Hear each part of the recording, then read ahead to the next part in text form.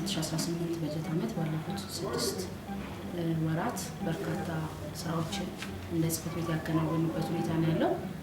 ምናልባት ወደ ሌሎች ነገሮች ውስጥ ከመግባቴ በፊት እንደ ጽሕፈት ቤት በዋነኝነት የሚሰጡ አገልግሎቶችን የተወሰነ ሀሳብ ለማንሳት የመጀመሪያው የደረቅ ቆሻሻ አስተዳደር ለነዋሪ ግንዛቤ መፍጠር ነው።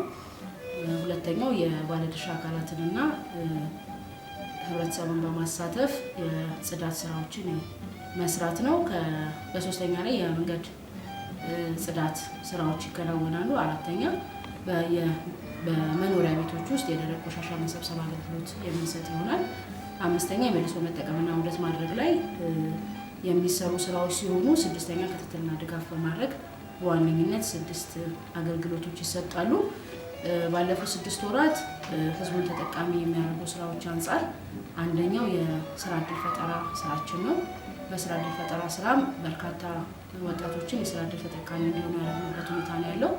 ይሄኛውም አንደኛ በመልሶ መጠቀም ላይ በማደራጀት ወጣቶችን የስራ ዕድል ተጠቃሚ እንዲሆኑ ያደረግንበት ሁኔታ ነው ያለው። ይሄኛው ቆሻሻን ከምንጩ መቀነስ ከሚለው አንዱ ግባችን ጋር ተያይዞ ተሳስሮ የተሰራ ነው።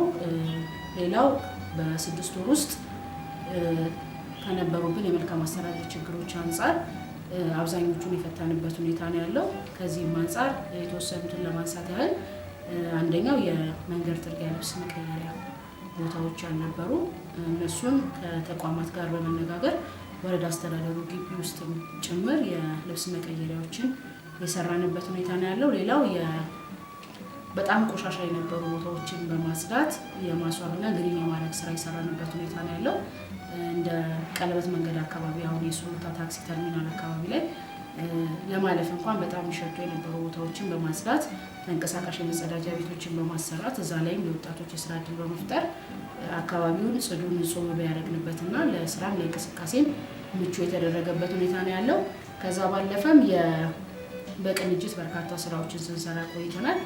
አንደኛው ከደንብ ማስከበርና ከሌሎች ጽሕፈት ቤቶች ጋር በመቀናጀት የወንዝ ብክለት ስራችን ነው። በወረዳችን ውስጥ ያሉ የፍሳሽ አገልግሎትን በመቆጣጠር እያንዳንዱ ነዋሪ በየቤቱ ማስከሪያ በመስራት የፍሳሽ እንዲያስወግድና በካይ የሆኑ ነገሮችን በመቀነስ ንጹህ አካባቢ ምቹ ሁኔታ የተፈጠረበት ሁኔታ ነው ያለው። ሌላው ከህፃናት ማጫወቻ ICD ጋር ተያይዞ በኢኒሼቲቭ የሚሰሩ ስራዎችን ማህበረሰብን በማስተባበር ለህፃናት ምቹ ቦታዎችን በመፍጠር ህፃናት ውጭ ወጥተው ጎረቤትና አካባቢ ካሉ ልጆች ጋር እንዲጫወቱ የተደረገበት ይህም በቅንጅት ባለሀብቶችን ተቋማትን በማስተባበር የተሰራበት ሁኔታ ነው ያለው።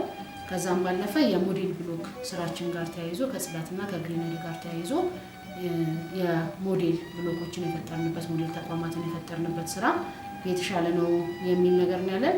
በአጠቃላይ ያው እንደ ጽሕፈት ቤት በርካታ ስራዎችን አከናውነናል። ከአረንጓዴ አሻራ ጋር ተያይዞ ማህበረሰብን በማስተባበር ባለሀብቶችን በማስተባበር በጎ ፈቃደኞችን ወጣቶችን በማስተባበር ከጉድጓድ ቁፋሮ ጀምሮ ችግኝ ተከላ እንዲሁም በሁለት ዙር የእንክብካቤ ስራ የተሰራበት ሁኔታ ነው ያለው።